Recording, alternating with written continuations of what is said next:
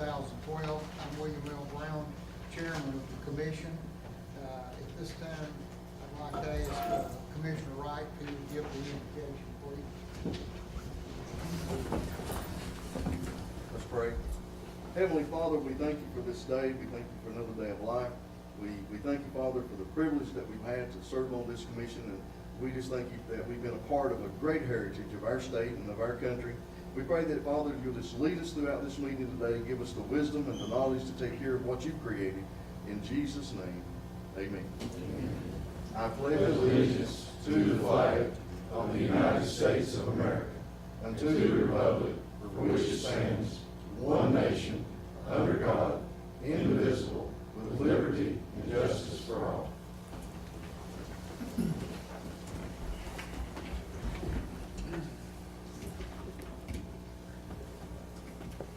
Ms. Jane, you want to have a roll call?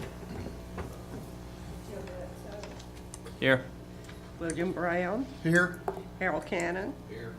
Jeffrey Griggs, Here. Julius Johnson, Robert Martineau, Jeff McMillan, Here. Mitchell Park, Here. Julie Schuster, Trey Teague, Here. Daniel Welch, Eric Wright. Here. Thank you. The next item on the agenda is approval of the minutes of last month's meeting. Do I hear a motion that the minutes be approved? So moved. Second, anybody? Second. All right, the motion has been made and seconded. All in favor say aye. Aye. Opposed, no. The ayes carry. At this time, I wanted to make an announcement. I guess there may be some other announcements, but I wanted to state for the benefit of the public that a lot of people don't know, but this is the last meeting of the Tennessee Wildlife Resources Commission. The term of this commission expires at midnight on June 30th. The legislature has seen fit to establish a new commission, and we're appreciative of those legislators that saw fit to move forward with replacing this commission. New members will be appointed and will take office sometime in July or on July the 1st. So this is the last time this body of commissioners will meet as a whole. I want to express my appreciation to my colleagues. It has been a privilege and an honor for me to serve with each one of you all, to have the privilege of working with the agency. I've said before, I was born and raised in Tennessee and hunted and fished here all my life, but really didn't have any in-depth knowledge of how the agency works. And it's been very impressive. I think this is a wonderful staff. Director Carter and Assistant Directors Nat Johnson and Steve Patrick do a great job, along with all the regional managers and their support staffs, as well as our other professional people. The public doesn't realize the constraints under which this agency operates. It's probably the only agency, I guess, within state government or commission that does not receive money from the legislature and relies solely on what it generates through hunting and fishing license and grants from the federal government. And the staff always manages to balance the budget, work within their means, and continue to do a great job and to provide the sportsmen and women in this state with wonderful opportunities. We're very blessed in this state to have a lot of land that's available for public use, and it's not just for hunting and fishing. It's for bird watchers, hikers, anyone that enjoys the outdoors. And I want to personally thank all of you all for the great job that you do, and let you know how much I appreciate the opportunity of having had the opportunity to work with you and meet you, and hopefully we'll cross paths again in the future. I certainly plan on it. And I want to express to, as I said, to my fellow commissioners, what it's meant to work with all of you all. Not only have we worked together as commissioners, I feel that we've established some great friendships that hopefully will continue on as this commission winds down. And I want to also say that on behalf of the commission that I've been on here 2.5 years. 5 of us came on at one time to replace people, and the entire time I've been on the commission, people have gotten along. There's been no personal agendas. There's been no politics from the standpoint of who got appointed by whom or whether you're Republican or Democrat, and that's just the way it should be. It should not make any difference whatsoever. This commission is here to do a job to help the agency protect the resources and improve what we have for the people of this state and the generations to come. And I applaud all of these commissioners for approaching their responsibilities with this attitude. It makes me proud of every one of you and to be a part of this. So I appreciate this opportunity. And if anybody wants to make any comments, now's the time to do so. Director Carter? I certainly won't give time for any of the commissioners that want to say anything, but I just want to make a couple of comments on behalf of the staff, and a lot of them you've already touched on. I've had the opportunity in my career to work with a lot of different commissions.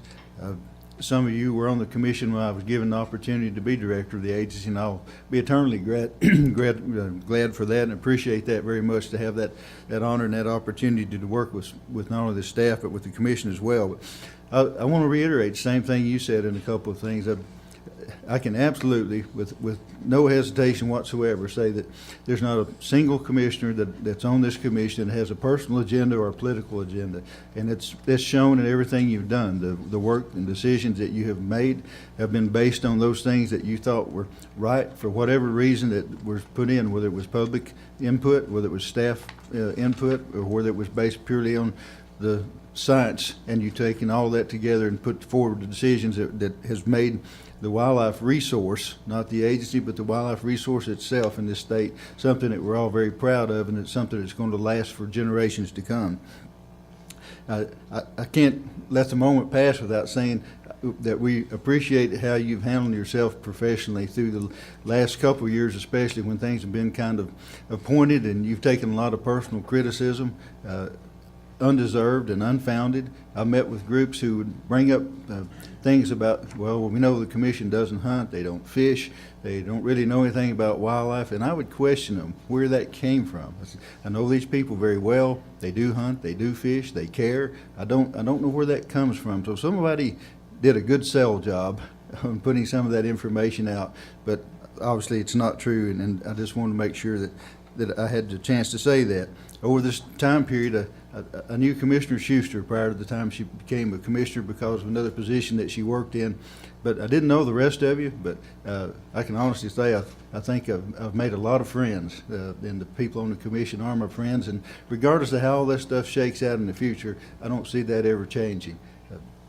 There's a lot of professionalism in every body of people that you work with, and the professionalism that y'all have shown in every aspect, not just how you handle yourself through all the criticism, but how you've actually made the decisions, people you worked with. You've been called unresponsive and said that you can't communicate. Those things too are untrue. Everybody has individual instances, whether it's the agency or whether it's an individual commissioner, where they bring up points and say, this is something I want to talk about. Those individual things are always going to happen, but the commission as a body and the commission as a whole and what you've done, those things are just not true. I can also want to say that when the new Fish and Wildlife Commission, when those appointments are finally made, I truly, honestly hope that when we have that first meeting that I'm looking at every one of you when that meeting starts, along with some of the new commission appointments that there will be room for because of the way the new law is structured. So certainly be a mixture, regardless of how it goes, as new commissioners and sitting commissioners. But I hope that, as I said, I'm looking at the same group of people when we reorganize and come back together. But regardless of all that, on behalf of the staff and all the things that you've done, you've been an absolute pleasure to work with. Just so much appreciate everything you've done. I don't want to sound like it's the end of an era, but the commission saw fit, the legislature saw fit to continue with a commission style of government, which has worked very well for the last 63 years, and I think that's a testament to how well it does work. Y'all are kind of unique. There are not many people who have been commissioners, and it's kind of an organization, a fraternity, a brotherhood, a sisterhood, whatever the words might be. I'm not sure how that works, but I'm sure glad you were a part of it, and we were able to share a part of that time with you. So thanks for all you did. One other thing we want to mention before we get into the agenda, and that is to recognize Jane Smith. Jane has been with the state of Tennessee for over 50 years, and a good portion of that time with the agency as the executive secretary, and she has very selfishly and unwisely chosen to retire. I don't know why. But we're all appreciative, Jane, of what you've done, what you've meant to all of us. You've made it a pleasure for us and much easier to work, and we all wish you the best in your retirement and hope to see you again soon. Let's give Jane a hand.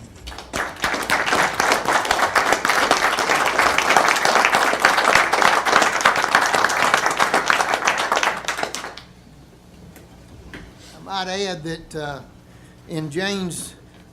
with Jane's departure, we're getting another very fine qualified lady. Barbara Hayes is going to take Jane's place, and we welcome you into that position, and hope you'll do just as well. I know you will, and hope you do Ed a good job. So good luck to you in that endeavor.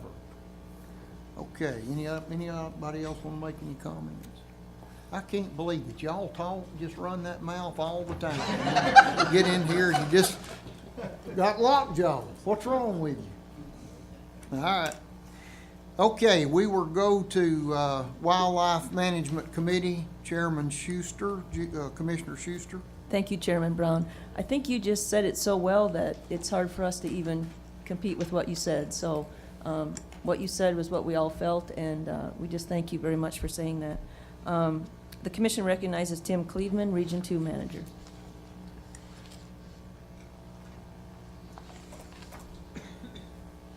Thank you, Commissioner Schuster. Good morning, Commissioners.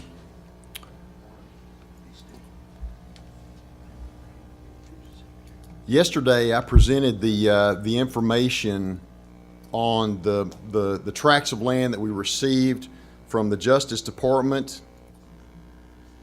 And if there are no further questions, I would like to request that these lands be named the Headwaters Wildlife Management Area.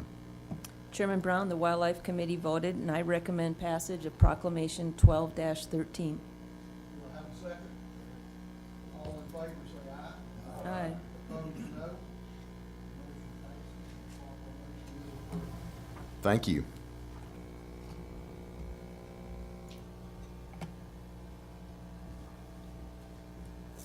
All right, the Commission recognizes Daryl Radijak, Chief of the Wildlife Division.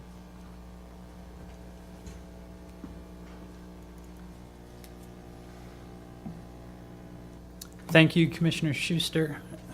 Before I present the proclamation I have before you, I'd like to address the Commission real quick. Within our staff, there's usually two types of our personnel, those that thoroughly enjoy Commission meetings and those that don't thoroughly enjoy Commission meetings. I'm one of the former. I thoroughly enjoy the Commission because it's our time to present not only to you, the Commission, some of the work that our agency does, which is phenomenal work, but it's also a time where we can share with the public. Obviously being able to watch these videos. In my absence yesterday, I truly apologize for not being able to attend the Commission meeting, but I had a very important date. In fact, my finger had a very important date. My 8-year-old boy had his tonsillectomy yesterday, and he needed daddy, or he wanted daddy by his side. And so I truly thank you. You can see the before and after. He wasn't too happy with the after. But he's doing very well, and I'd just like to express my gratitude for allowing me to the absence to be with my son yesterday. What I'm here to do today is to present Proclamation 12-12.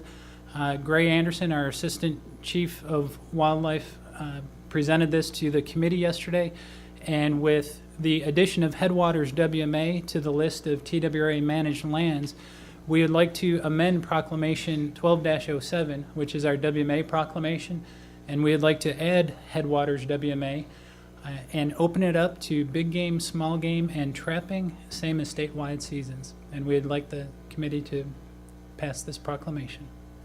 Chairman Brown, the Wildlife Committee voted, and I recommend passage of Proclamation 12-12. I have a second. Second. All in favor, say aye. Opposed, no. I guess I should have asked if there's any discussion. You all have that opportunity. You don't let us talk. You've missed your chance. Chairman Brown, before we enter into the next committee, I just want to discuss something. Daryl, thank you very much. A couple years ago, we had talked about increasing our contribution to Ducks Unlimited, and at the time, because there were budget concerns, we felt it wasn't a good idea to do that. I think in the past, you know, our contribution has been somewhere around $160,000 in the past, and we still feel we have to be concerned about the budget, and what we're looking at now, I think our contribution is around $40,000, and we'd like to increase that to $80,000. You know, I feel very good about this. I think Ducks Unlimited runs a very tight ship, even though they're a nonprofit. I feel that they run it like a business. 86% of their money goes to waterfowl, wetlands, conservation, and education, and only 2% go to administration costs, and I think that speaks very highly of them. You know, when I've seen some of the presentations from Ducks Unlimited, and I see the United States up there, and I see how much Tennessee benefits from what's going on up in Canada and their restoration up there, and see how many ducks we get down here, and we're one of the lowest agencies to contribute to that. So I just feel that this would be a good time. And also the really great thing is that our $80,000 will become like $320,000 with all the matches. So I think at this time I'd just like Director Carter to come up and kind of give us a little background. I think we've got some funds available right now to help with that. So if you could just kind of give us a background, and then when it comes to the Budget Committee, I'll make that motion. Okay, thank you, Commissioner Schuster. Tennessee has long been a partner with several different organizations throughout history, but the Ducks Unlimited one actually is quite a long history. Tennessee, along with several of the other states, have been part of a group that helped preserve a lot of lands in the prairie pothole regions of Canada and a few other areas where that habitat has been disappearing over the last number of years. As you well know, if ducks don't have a nesting ground, we don't get any kinds of ducks back into Tennessee. So it's a way of preserving our waterfowl by helping preserve those lands in Canada. And it's not just ducks. There are any number of species of wading birds and migratory birds that fit into that same category. A few years ago, an effort went forward to put together the North American Waterfowl Plan. Gary Myers, who's the previous director, was one of the chief architects of that and president of the International Association of Fish and Wildlife Agencies at the time that went forward. It involved Canada, the United States, and Mexico with an agreement, an international agreement through the Secretary of Interior, that all three countries would participate in this plan, in the joint ventures, which is individual organizations of state and fish wildlife agencies and nonprofit organizations that deal with migratory birds, all bought into that as well. This year was the 75th anniversary of Ducks Unlimited. They held their annual convention, their national convention, here in Nashville. At that at that particular ceremony, when they were having one of their latter days, the Secretary of Interior, Secretary Salazar, came to Nashville, and along with several of the people that some of you would know, re-signed the North American Waterfowl Plan. It was the second reiteration of that, and all three countries were present to sign on to that as well. As a part of that plan, each state, and there's a formula as to how you arrive at the number of how much each state should contribute. It's based on habitat, it's based on the amount of waterfowl and where you wind up in the different flyways. But in any case, Tennessee's contribution was slated to be about $180,000 a year.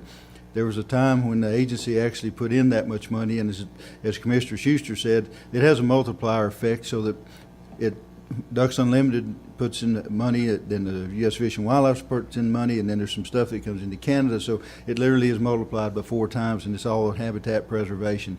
So that being said, we have not done that in the last several years. The amount of money that we have put in has been primarily utilized for state projects and things that went on in Tennessee, like at 1 or 2 of our wildlife management areas where DU has been a prime partner. But under where we are now, we have just been able to recoup some money off of a wetlands grant, so we can utilize part of that money as well to help reinvest part of that money back into preservation. So it's wetlands money going to wetlands without pulling out of dollars with licensed dollars, still accomplishing the same thing. So we're still about, if we move to the $80,000 mark, we're still about half of where our commitment would be if we were really signed on to the North American Waterfowl Plan. A lot of states have had to cut back for the same reasons, but in any case, that's where we are. I feel good about helping that effort to preserve those wetlands, because again, if we don't do it there, we don't have anything coming back into Tennessee. So, Thank you, Director Carter. Appreciate it. Chairman Brown? We have the honor of having one of our commissioners to be the state president of DU, Commissioner Cannon. Is that right? All right, congratulations. We're well represented there. So now, are you going to make a motion that this be? Does it have to be for In the budget budget committee? Yes, sir. Okay, be brought up. In Thank budget. you. All right, thank you. Okay, then we will. Yeah, we're going to move next to Boating Law Enforcement Committee, and Vice Chairperson Commissioner Schuster will handle that. And before we do that, I need to read into the record what has to be done with a rulemaking procedure. This is a rulemaking hearing before the Tennessee Wildlife Resources Commission to consider amending Rule 1660-01-8, which deals with rules and regulations for hunts. My name is William Brown, and I will conduct the hearing. The order of proceedings are as follows. Tennessee Wildlife Resources Agency staff will present information on the proposed rule amendment. Commission members will be permitted to comment and ask questions. Members of the audience will be permitted to comment and ask questions. Staff members and members of the audience wishing to speak should identify themselves before speaking, and please come to the microphone in the center of the room. I reserve the right to limit comments and discussion, especially in cases of repetition. You may proceed. Thank you, Chairman Brown. We're bringing this rule to you today due to requests from Commission over the months. We've had situations where charitable groups have wanted to do special hunts for juveniles, young people that have life-threatening illnesses. And at times the illnesses are so threatening that they may not be able to survive until a legal season is open for the type of weapon they can use. For example, they may not be able to use archery equipment. Archery season may be the only season that is open, and we did not have a legal mechanism to tell them that they could use a rifle during that season. This rule addresses that issue, and I'll get through it very briefly and answer any questions you might have. The Executive Director may allow for hunting devices proclaimed for a specific season be substituted by a different device in order to accommodate hunters 18 years of age and under who are diagnosed with a life-threatening illness and who are being provided with a hunt from a charitable organization. Such organization must be properly incorporated and approved by the Internal Revenue Service as organizations. They're exempt from the federal income tax under CFR 501A of the Internal Revenue Code, codified in 26 U.S.C. 501A by virtue of being organization described. Now, I'm not going to read the rest of that. Such organizations must make requests to the Executive Director in writing prior to any requested hunt, and the individual in question must be 18 years of age or younger and diagnosed with a medically certified life-threatening illness. All other laws, regulations, and proclamations pertaining to hunting will remain in effect. The individual will be required to have all requisite licenses and permits. No request for elk hunts will be allowed pursuant to this part. You have to address any questions you might have concerning this. Anyone have questions, discussion? All right, let's see, anyone in the audience have questions or want to make comments? Okay, go ahead. Make a motion to pass this through, and I'd also like to thank the agency for doing this. I know Commissioner Schuster and I, we do not have agendas, but this is one thing that's been dear to our heart. And I appreciate the effort that the staff's making to do this. I do make that motion to pass this. Second. Okay, we have a motion and a second. All in favor, say aye. Oh, roll call, excuse me, yeah. Yes? Jim Bledsoe, Yes. Harold Cannon, Yes. Jeffrey Grigg, Yes. Juice Johnson, Robert Martineau, Jeff McMillan, Yes. Mitchell Park, Yes. Julie Schuster, Yes. Trey Teague, Yes. Eric Wright, Yes. Daniel Welch. All right, the motion carries unanimously. Thank you. Thank you, Steve. Okay, we're going to budget non-game and endangered species. Commissioner Parks. Recognize Chief of Biodiversity, Bill Reeves.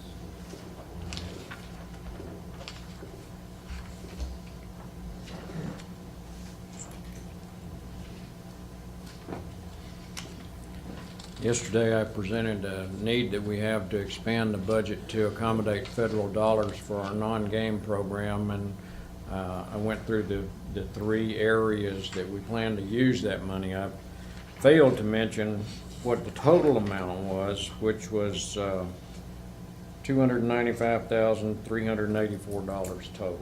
So we recommend that that be approved by the commission. Does anyone have any questions? Chairman Brown, the Budget Committee voted. I recommend approval of the budget expansion as presented. All right, do we have a second? Second. We have a motion and a second. All in favor, say aye. Aye. Opposed, no. Motion carries. Want to recognize Commissioner Schuster. Thank you, Commissioner Parks. At this time, I'd like to make a motion that the agency increase its funding to Ducks Unlimited from $40,000 to $80,000 per year. Second. Have a motion and a second. Director Carter, you want to make any comments? Did you already get the second? Yeah, we did. I just for clarification, it would be a $40,000 increase, and if it's suitable with the commission, since we're in the latter part of this fiscal year, we would expand the 12-13 budget rather than the 11-12. So we expand the 12-13 budget and make it recurring until such time the commission feels like they need to relook at that particular issue. Great, thank you. Any other discussion? Okay. All in favor, say aye. Aye. Opposed, no. Motion carries. Ken Tarpon.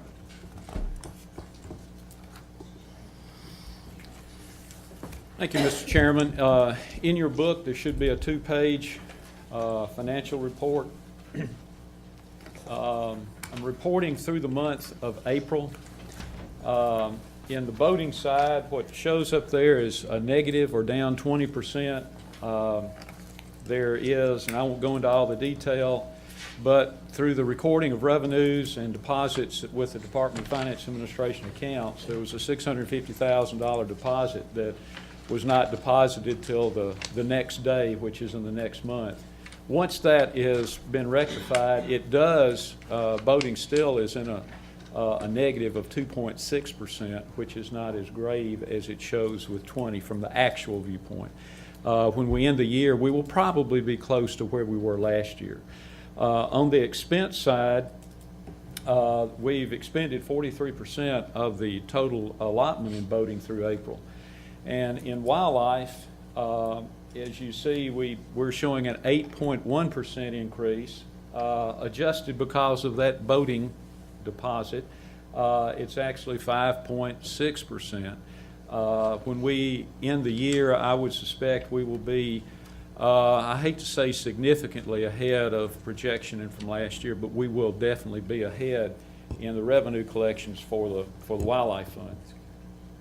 On the expense side, we're at almost 70%, 69.2% of the allotment. In the at the bottom of the page, the endowments, the watchable wildlife has $28,000 and some change available, and the lifetime sportsman endowment has a little over $32 million. On the second page, the wetland acquisition fund has approximately $6.9 million balance. The maintenance we've zeroed out, as we usually do, and the compensation fund has $742,000. As of the month of May, and it occurred around the first week of May, we have made the disbursements of in lieu of tax payments to the counties, the county executors for the year, so that will show up in May.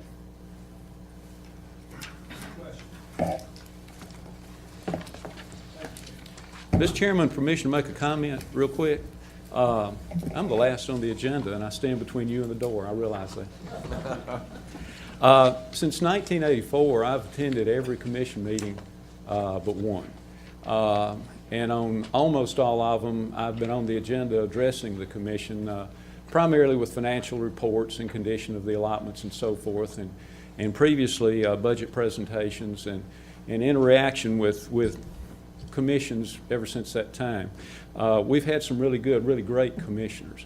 As a body, I would like to thank you for the way that you've conducted yourselves and the dignity and respect you've not only shown the public, but the director and the staff. I know it sounds redundant again, but I'd like to thank you for that. Perhaps most or all of you will be back after July, and if so, that will certainly be a benefit to the sportsmen and the agency. And for those of you who may not, it will definitely be a loss to us. Thank you so much for your service.